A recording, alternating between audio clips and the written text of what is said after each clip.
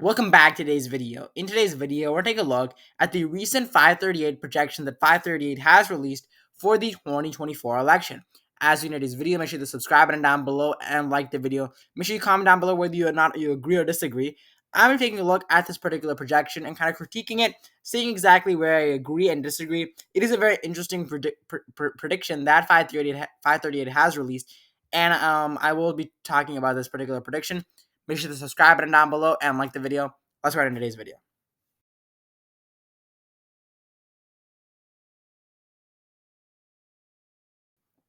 Welcome back to today's video. Let's take a look at 538's particular projection for the 2024 election. First of all, let's see exactly where their forecast has been going for quite some time. So if you go back to around early April of this particular year, they had Joe Biden at 287 electoral votes compared to Donald Trump at 251. It has been changing back and forth. In fact, they even had Donald Trump at a low of 236 at one point, and 236 electoral votes is extremely low for Donald Trump because when you go back to around 2020 and you look at the 2020 map, 236 electoral votes is about the same number of electoral votes that Donald Trump won in the 2020 election, even though we obviously know that Donald Trump actually is going to win in 2024 by a bigger margin than it will obviously take the electoral college by a bigger margin than he did in 2020 due to the fact that the polling data is not on Joe Biden's side whatsoever. So it's very interesting what 538 was having, but it is very interesting, really, that 538 actually currently has Donald Trump at almost around the best path of winning 270 electoral votes. They actually had Donald Trump at around 270 for 271 was really their maximum, their peak, really. They have gone down to around 268 at this point. But Donald Trump is really at his peak, according to 538, compared to April. And I fundamentally disagree with that. I fundamentally disagree. Because when you go back to the polling data back in April, back in March, back in May even, you see that the polling data was much more favorable towards the former president around that time. Yet now they have the former president doing even better in these particular swing states. So that is very interesting with regards to where they're going with that. With regards to the popular vote, they have always had Joe Biden leading the popular vote, which I also disagree with. Currently, Joe Biden in the popular vote is ahead by an extremely, extremely small margin. If you take a look at the popular vote, you do see a lot of polls actually showing Donald Trump ahead. Some polls showing Joe Biden in the lead, although, you look at the recent polling data right now, Donald Trump ahead by 1 point, 2 points, 3 points. When you include even like a three-way race, you have Donald Trump ahead by 2 points, even when you include RFK, who many people have been saying are taking more votes from Donald Trump than Joe Biden. If you look at majority of these polls here, you see one poll showing Joe Biden and Donald Trump even. You see Donald Trump ahead by 2 points in Wisconsin. In a lot of these polls, you see that Donald Trump is in the lead and is in a good path to winning in 2024. Whereas if you go back to 2020, you can see the polling data was abysmal for the former president in the general election. You had Biden ahead by 3 points in 2020. You had some polls from Florida obviously showing the former president ahead. In Pennsylvania, you had one poll ahead by Donald Trump. But in a majority of the polls, in the general election at least, if you look at these general election polls, you had Biden ahead, even in some polls, by double digits.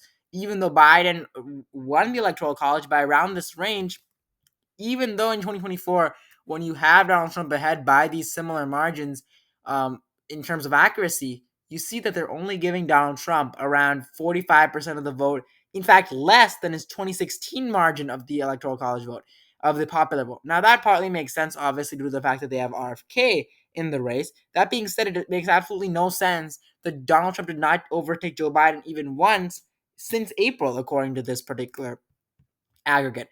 Also, in terms of the probability of winning, this is around the first time that they have Donald Trump even close to winning. In fact, they had him leading in June 14th. Actually, was around the first time. Actually, not the first time. The first time they had Donald Trump leading was around June 3rd. But rarely do they have Donald Trump in the lead. In fact, in April, they had Biden at a 58% chance of winning. So a lot of screwed up things with regards to this particular poll, where Donald Trump is leading by a lot of a big margin in the majority of these polls. When you look at Georgia, for instance, Donald Trump has been in the lead for quite some time in this particular state.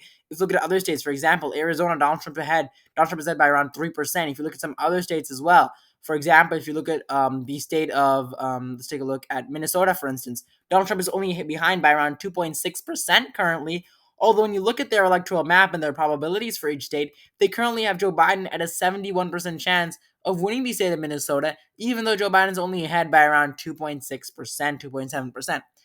That being said, this map really does not make sense, and it obviously doesn't make sense due to the fact that 538, generally speaking, tends to overestimate Democrats in the general election, at least since 2016, even in 2012.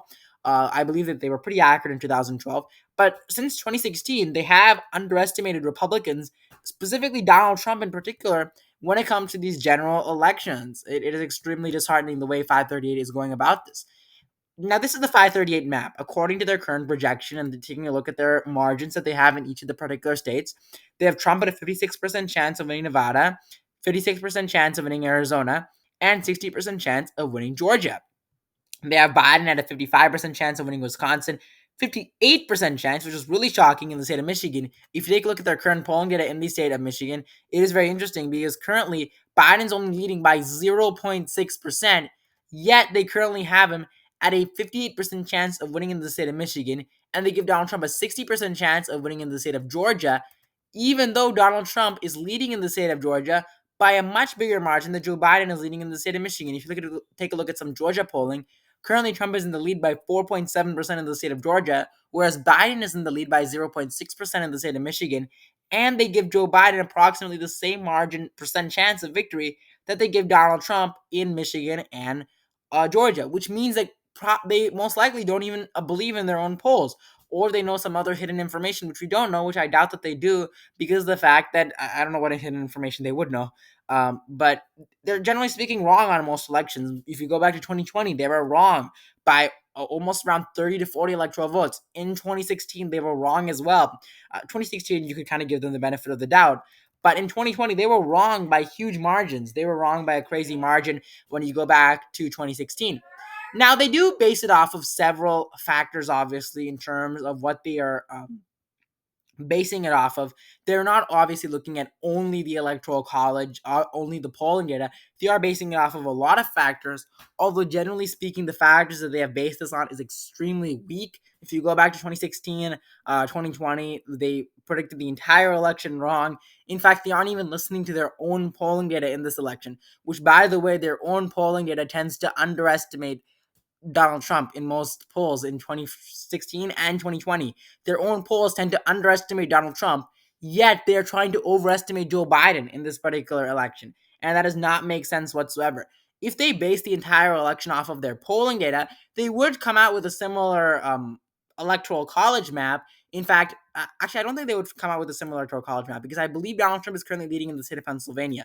Because if you go and look at the state of Pennsylvania, currently they have Biden ahead by 0.4, Trump ahead by 0.4% in the state of Pennsylvania, yet they're giving Joe Biden a 54% chance of winning in the state of Pennsylvania.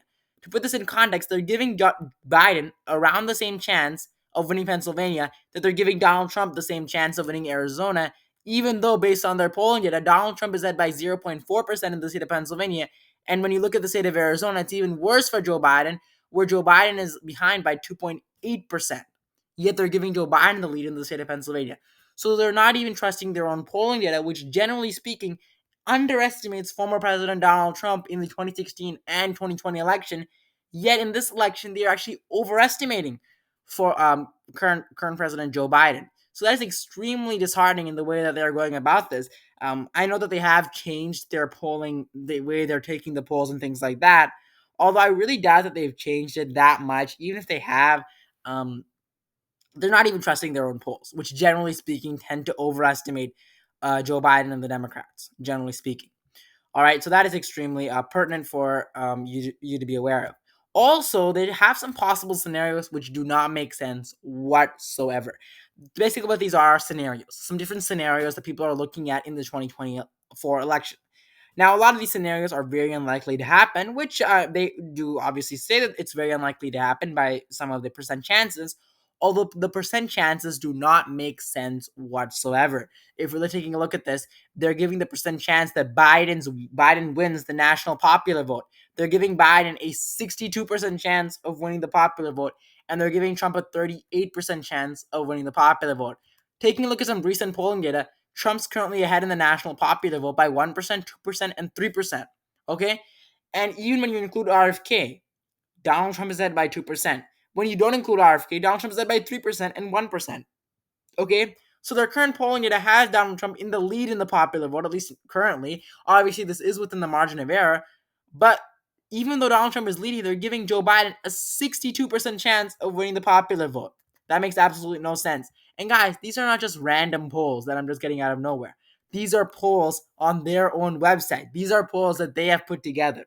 Okay? Their own polling data is not supporting them in these predictions whatsoever.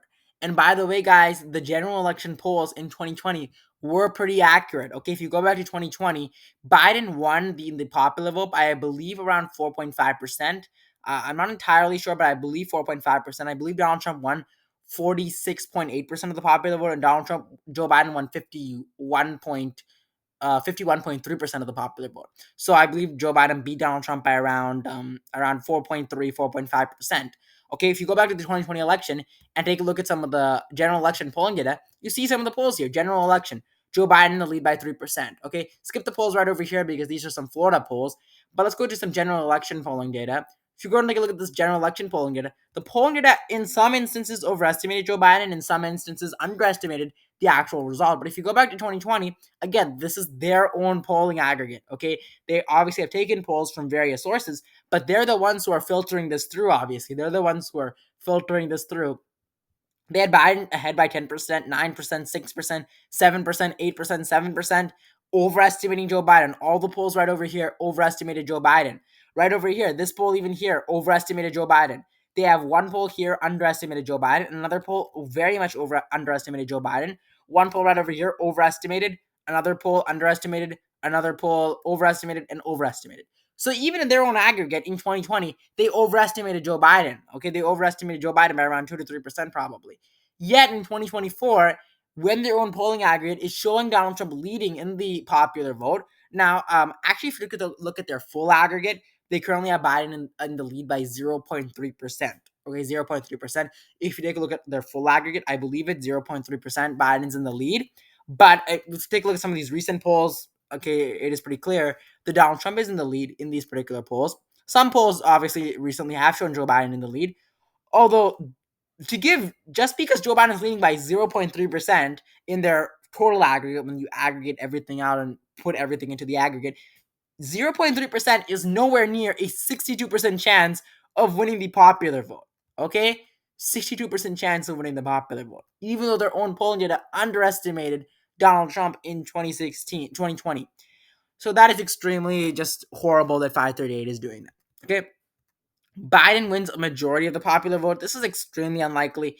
What they're basically saying, what the difference between these two questions, these two scenarios are, when they say Biden wins the popular vote, what winning the popular vote means is that they beat the second candidate. So whoever's second, they beat him. So for example, if Donald Trump gets 45% of the popular vote and Joe Biden gets 46% of the popular vote, Joe Biden won the popular vote. When they say Biden wins a majority of the popular vote, that means Joe Biden wins 51% of the popular vote and Donald Trump wins 49% of the popular vote. When they say a majority, that just means that the candidate wins over 50% of the national popular vote. When they say that a candidate wins the popular vote, that means that they win more than their closest competitor who came in second. Okay, it doesn't have to be above 50%. It just has to be anything above whatever their competitor won. Okay, but Joe Biden wins over 50% of the popular vote. That's a 24% chance of happening. They give Donald Trump only a 10% chance of happening. Which, to be honest with you, I would put it below 10% of Donald Trump winning the national popular vote. I think Donald Trump has probably like a 5% chance of winning the national popular vote. It's extremely difficult to win the majority of the popular vote. It is extremely difficult, especially when you have RFK on the ballot and you have Jill Stein and you have all these third-party candidates in the race. It's going to be extremely difficult for either of them to win a majority of the popular vote. Although they give Biden a really high 24% chance of winning the popular vote, which you might say Biden won the popular vote in 2020. Well, there's a couple of scenarios, not majority of the popular vote in 2020.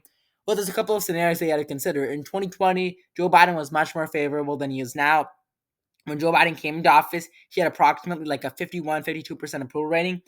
Right now, he has around a 38% approval rating, which means his approval rating dropped by 15 points. Another factor to consider is the fact that Joe Biden actually is obviously running against a lot of third-party candidates who are much well known to the general American public compared to in 2020. There were relatively few. Were third party candidates. Obviously, there were many third party candidates, but few of them really anybody knew about. If you go back to 2020. You take a look at several of these states. For example, if you take a look at the state of Georgia, I mean, the third party candidate got 3% of the vote, which is a lot. In the state of Michigan, the third party candidate got around 3.5, 3.59. Stein got 1.6. South Dakota, Johnson got 5.63, which is pretty good margins. Although, they weren't that well known. 3% of the popular vote, 4%, right? They weren't like huge margins, which, by the way, I don't think that RFK is going to win that much of the popular vote as much as people are expecting. Some people might think that he's going to win around 15% of the popular vote or something like that. I don't think he's going to win that much big of a margin. I think that he's going to win much less. I think that he's not a Ross Perot type candidate. Ross Perot had much more support. In fact, I believe at around this stage in the game, in the 1992 election, RFK was actually beating Bill Clinton and George H.W. Bush, the father of George H.W. Bush, in some of the polling data. Obviously, he didn't win a majority of the vote of the polling data, but he did win a plurality of the vote, meaning that he won more than his closest competitor, who was second place. But it was very interesting when you looked at RFK in the 1992 election, but he obviously dropped out, and that obviously caused him not to win the election, neither did he win any electoral votes. And I don't think he would have won the election even if he had stayed in the election. He may have, but RFK doesn't have the type of support that Ross Perot did. Okay, so to compare Ross Perot and RFK, you could compare them in a sense that both of them are much more well known compared to most third party candidates. That being said, RFK is not in any way getting the type of numbers that Ross Perot did. Okay, and on top of that, Ross Perot got 18% of the vote after he dropped out and came back into the race. Okay, so you got to consider that as well. Okay, that's another thing to consider. So there's a lot of scenarios that they have mapped out here. I'm not going to get into all of them since that will take quite a long time, and I don't want to make this video too long. But another scenario that they say here is that no candidate wins a majority of electoral college votes. Now, what they mean there is really it could be two scenarios. Now, in most elections, you only have one scenario. When they say no candidate wins a majority of the electoral college votes, in most elections, that just means that both candidates tie at 269 electoral votes in the electoral college, right? But in this election, you could possibly see a scenario where no candidate wins a majority of electoral votes without both candidates reaching 269 electoral votes. And there is a scenario where that could possibly occur. Due to the fact that some areas in Maine actually favor third party candidates, because of that, you might see RFK do better due to the fact that they favor third party candidates. And Maine obviously splits its electoral votes into multiple districts. They have Maine's first, Maine's second, Maine's at large vote, which are only worth one or two electoral votes. So if RFK wins one of this electoral vote, he could possibly, or maybe two of these electoral votes, he could possibly do a very interesting scenario. Let me go ahead and add in a different candidate here. Let me go ahead and add in RFK, and let me add in a color for him just really quickly. We'll put him as being green. All right, so green. All right, so green, somewhere like that. All right, so good. So we're gonna add in RFK really quick. All right, so RFK. Let me just spell out his name just so that way it doesn't look weird on the electoral knowledge map. But RFK. Okay, so let's just add him in. So RFK. Let's say let's say RFK. Okay, this is a good scenario that will kind of show you how this works. Okay, RFK Maine, kind of favors third party candidates. Okay, third party candidates do get favored. Okay, so let's say RFK wins the at large vote. Okay, it's very unlikely, but let's say he wins the at large vote. Notice that no candidate wins a majority of the electoral college votes, yet neither of them tie at 269. So this is a very interesting scenario, which is unlikely to occur due to the fact that most Americans understand that the third party candidate is not going to win the general election. Therefore, a vote for a third party candidate is really a wasted vote unless you're doing it for representation in safe blue or safe red states like California or Utah or Wyoming or states like that. It's really not going to be very useful if you're living in states like Wisconsin or Michigan or Pennsylvania. But Maine does tend to favor third party candidates. So this is a scenario where no candidate wins a majority. Joe Biden and Donald Trump are tied at 268 electoral votes, which, by the way, this would still go to the House of Representatives, and the two top candidates, Joe Biden and Donald Trump, at that point would be voted in or out by the House of Representatives at that point. But this is a scenario that is very interesting where neither of them tie at 269. That being said, this is a highly unlikely scenario that will not most likely occur. So let's go ahead and give Donald Trump the main at-large vote, and that puts Joe Biden the main at-large vote, and that puts Joe Biden at 270. Now I'm going to tell you why they should not do this. Why 538 made a wrong decision when they said that it has a less than 1% chance of a candidate winning a majority of the electoral college votes. Because this is 538's projection as of right now. RFK wins 0 electoral votes. Joe Biden wins 270 electoral votes. Donald Trump wins 268 electoral votes. This is their current projection based off of the percent chances that they have for each individual states. Well, based on that particular analysis of the electoral college, they are giving no candidate winning a majority of electoral college votes at a less than 1% chance of happening. But guys, that does not make no sense whatsoever, because if this is their electoral map, what does Donald Trump have to do to win, to be tied at 268 9 electoral votes? All Donald Trump has to do is win Nebraska's second congressional district, and boom, we're at 269. We're at 269 at that particular instance. Now, what should they be doing? They should be saying that whatever percent chance Donald Trump has at winning Nebraska's second congressional district, that is the chance of no candidate winning a majority of the electoral college. Why? Because all Donald Trump has to do, according to their map, to tie in the electoral college with Joe Biden and no candidate winning a majority of the electoral college, is Donald Trump. All he has to do, win Nebraska's second congressional district. If Donald Trump pulls out Nebraska's second congressional district, according to their electoral map, which, by the way, guys, I disagree with fundamentally, Donald Trump can reach 269 and Joe Biden will be at 269. So, based on that analysis, they should give the percent chance that no candidate wins a majority of electoral college votes the same percent chance that Donald Trump has at winning Nebraska's second congressional district. Because whatever percent chance, according to their electoral college, that Donald Trump has of winning Nebraska's second congressional district, that percent is the same percent chance that the scenario of no candidate winning a majority of the electoral college is, because all Donald Trump has to do is win Nebraska second, and we're at 269, 269. But they don't do that. They say Donald Trump has less than 1% chance. Okay, well, what chance do they give Donald Trump of winning Nebraska's second congressional district? Well, taking a look at their particular analysis, they have Donald Trump at a 33% chance of winning Nebraska's second congressional district. 33% chance. So, what should their prediction for this? According to them, it should be a 33% chance that no candidate wins a majority of the electoral college. But why they don't do that, I'm really unsure. I don't know why they're not doing that. Because based on their electoral college map and based on their projections, this is where we're at. Okay, this is where they're at. They should be giving Donald Trump a 33% chance of winning Nebraska second.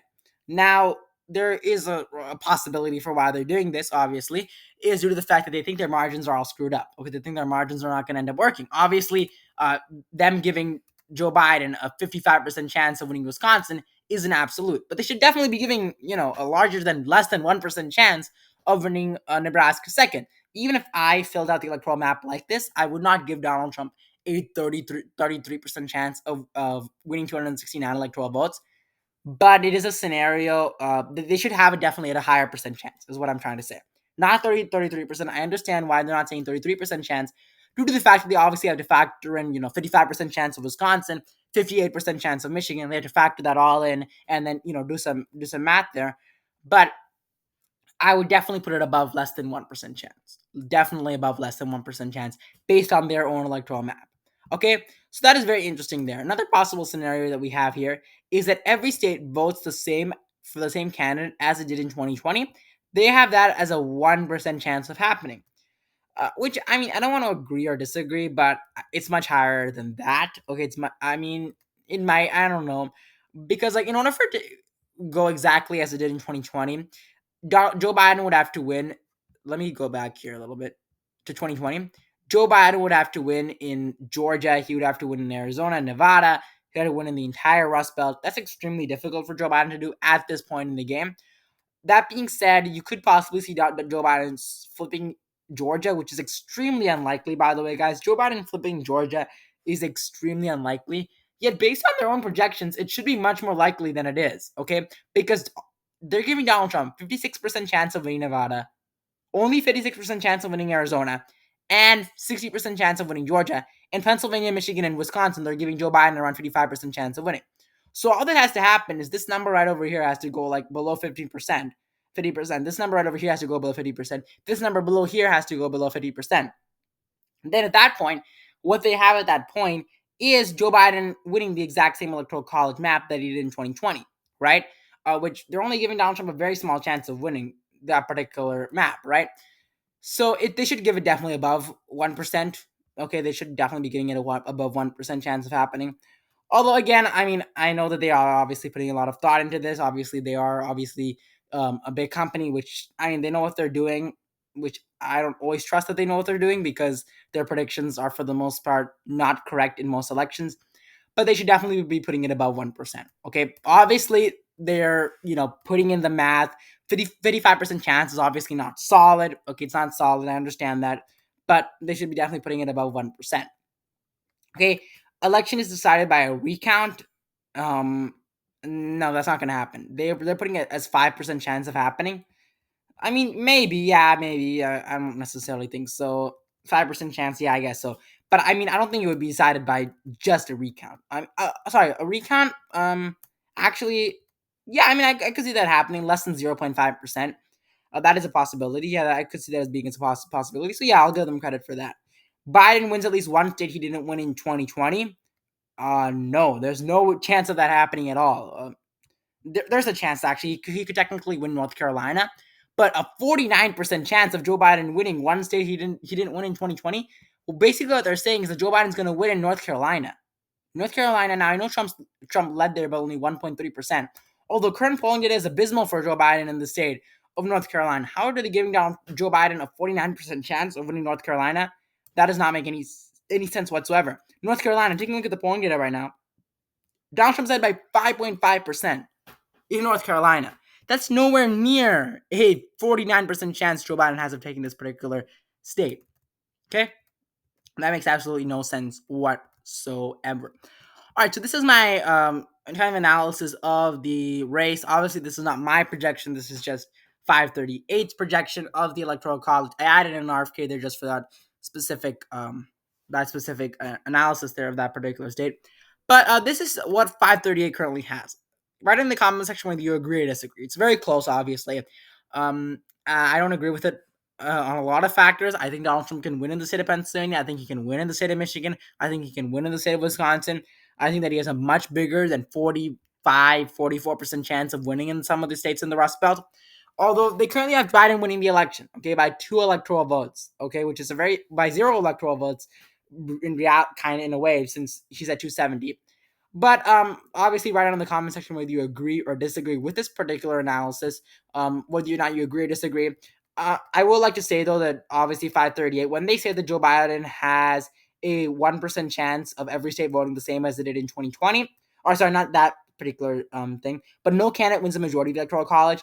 They do have some basis for that due to the fact that obviously they are giving it in probabilities. So 55% is obviously not a solid margin. So I understand that even though Joe Biden just has to win Nebraska second, I understand that they do obviously have just 55% chance of winning the state, 55% chance, 58% chance. That's obviously not solid. So any of these states could potentially flip is what they're thinking. And then it would be very difficult for them to reach 269, 269. So I will give them the benefit of the doubt on that particular scenario. But obviously, we have the debates coming up, which Donald Trump and Joe Biden coming up this Thursday. Make sure you tune in for that. Make sure you watch that debate and kind of analyze it a little bit. I hopefully will release a video right at the day after the debate, hopefully analyzing that particular debate. It will be taking place, I believe, at 9 p.m. I believe 9 p.m. It will. He's basically taking a 7-day break at Camp David and that's a really long break when you think about it, right? And he's going to be prepping for the debate. Although what percent of the time is actually prepping for the debate, I don't necessarily think it's going to be that long in like a whole 24-hour a day. He's obviously gonna obviously be like a 7-day break is a long time, so he's gonna have a lot of energy coming into the debate, and I think that he will obviously have a lot of energy just like he did at the State of the Union, and I think that he is obviously wanting to put those fears that a lot of Americans have that Joe Biden is not capable of being president, which a lot of Americans have, whether or not you agree or disagree with that analysis by the American electorate. current polling data shows Joe Biden's Americans' perception of Joe Biden as being mentally fit, physically fit for the presidency at an extremely low margin compared to the former president. So I do believe that those infirmities that many Americans think that Joe Biden has will be slightly alleviated or alleviated by a large margin by watching this debate. Do I think that it will have the same attendance that it had in 2020? No. And the reason why is because of one thing. This debate is happening extremely early. This is the end of June. Now, I know for a majority of those of you watching, you are obviously much more in tune to politics compared to the majority of Americans. But the majority of Americans really don't think about the election until really after Labor Day, is what a lot of people say. I would even argue maybe even after that, maybe even in October, most Americans, maybe end of October, mid October, is when most Americans pay attention, right? So a lot of Americans might not even know that there's a debate. A lot of people who may not be in tune to politics are like totally like don't even think about the debate at this point. A lot of Americans don't even think about that, right? So a lot of Americans are most likely are going to watch a debate that would take place in October or late October. Also, another thing to consider is that the attendance won't be as high as 2020 due to the fact that obviously COVID was happening in 2020, and a lot of Americans had much more free time during COVID due to the fact that there were obviously many lockdowns in many states, which meant that a lot of people had much more free time at that time.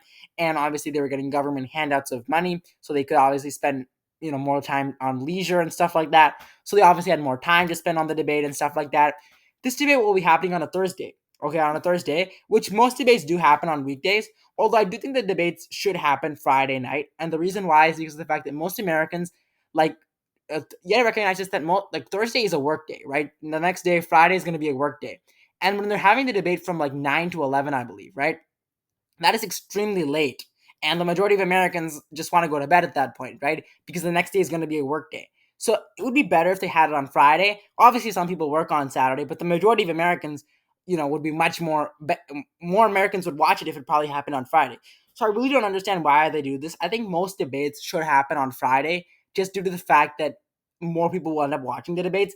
I don't know why they have to do it on Wednesday and Thursday. Like all the Republican debates happened on Wednesday, which made absolutely no sense whatsoever. And they all the debates happen really late. They happen at like 9 p.m., which doesn't make any sense. Happening at around 7 p.m., I think would be much better. 7 p.m. is a much better time to have the debates. Most Americans are done with work at that point, so most Americans will pay much more attention to the debates.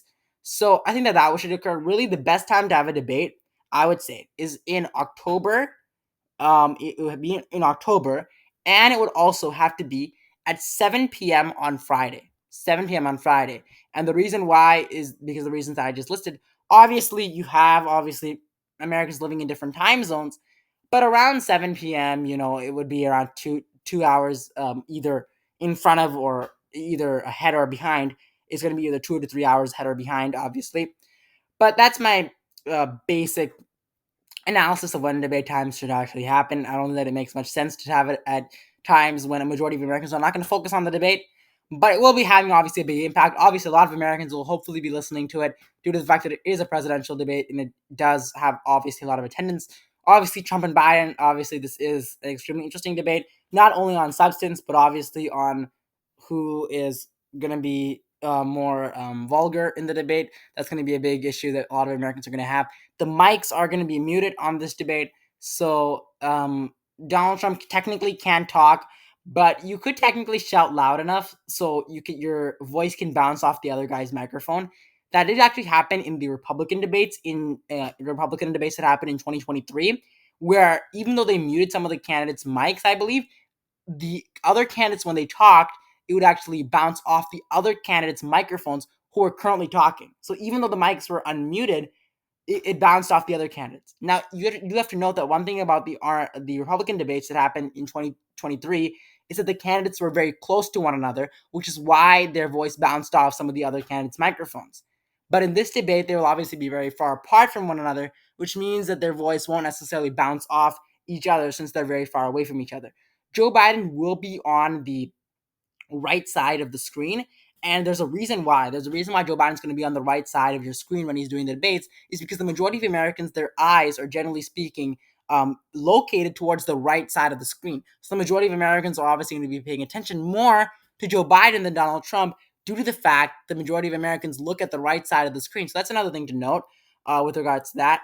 But there's several things that are at play there. And obviously, every single second counts. Every single one-liner is obviously going to make a big difference. One-liners, when Joe Biden, said certain things to Donald Trump in the 2020 debates, Donald Trump said certain things to Joe Biden, to the moderator in the 2020 debates, that had a big difference. And one-liners are going to also be key, because one-liners are the main things that are going to be played the day after the debates, the clips that will be played right after the debates, and also the first 15 minutes of the debate are going to be the most important. And the reason why is because of the fact that most Americans are not going to be looking at the debate for the whole 2 hours. Okay, some people think that the closing statements that the candidates make are the most important. They're not the most important. The first 15 minutes are the most important, because most Americans just shut off the screen after 15 minutes. Okay, that's one other thing to note. When you're watching the debate, some things to analyze. Obviously, after the debate, the polling data that's going to come out on particular issues are obviously going to be important as well, with regards to who Americans will vote for after the debate. There'll obviously be another debate happening on later. But if you like this video, make sure to subscribe button down below and like the video. This is 538's projection. Do you agree or disagree with it? Make sure that you comment down below and like the video, and I'll see you in the next video.